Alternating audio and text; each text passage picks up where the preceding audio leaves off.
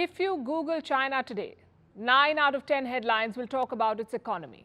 Growth below expectations, sinking property prices, and impending slowdown. That's all that the world is talking about. But none of this has stopped China from targeting Taiwan. The provocations continue. Last week, China sent fighter jets, bombers, and warships towards Taiwan.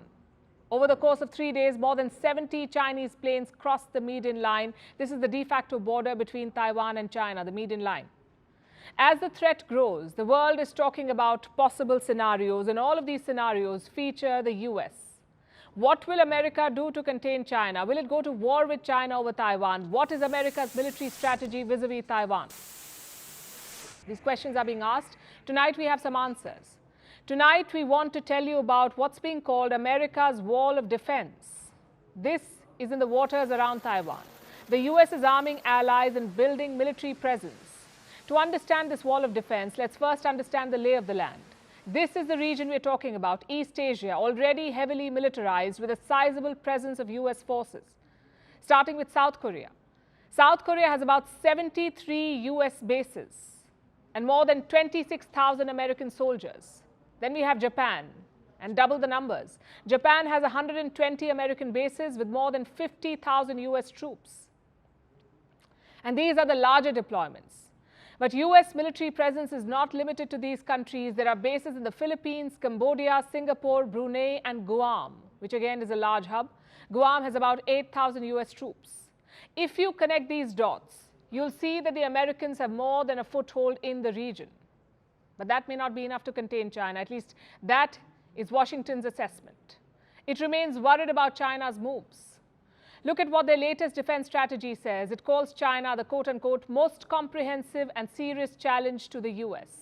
I have a copy of that report. Let me quote from what it says. The PRC is the only competitor with both the intent to reshape the international order and increasingly the economic, diplomatic, military, and technological power to do it.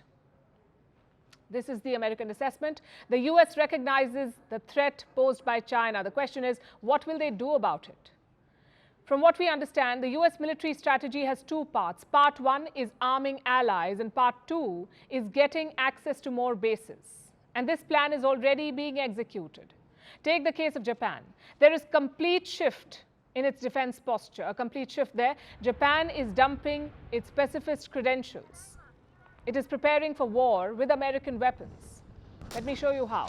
Japan is building a chain of militarized islands. It is loading them with military hardware and facilities. Take a look at this one. It's an island called Ishigaki. Recently, Japan built a garrison here.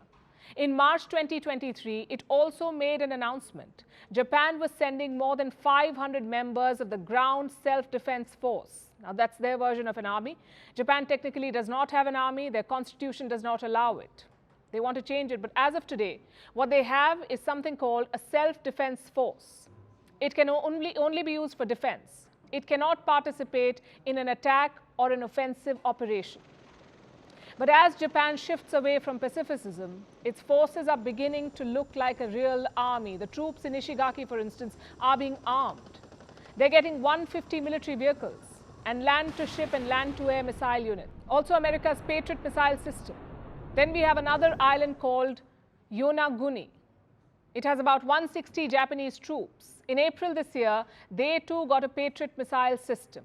Same with the island of Miyako.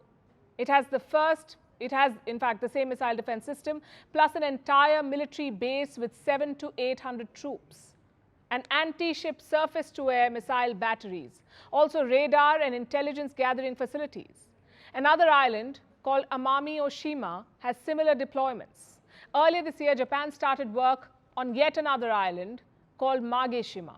Tokyo is building a military base here as well, and I have some pictures. This is what the island of Mageshima looks like. Reports say a military base is being built here. It will be used by the US military for aircraft training. A pre-existing base will be relocated here. There will be new runways, a control tower, and an explosives depot. It will be a full-fledged military facility for the US military. Now look how close it is to Taiwan and the Chinese borders. The goal is quite clear: to be within striking distance of China. In fact, the US is getting access to more bases in the region. Recently, it struck a deal with the Philippines. It got access to 4 more bases, 3 on the island of Luzon, which is close to Taiwan, and 1 in Palawan. This is in the South China Sea.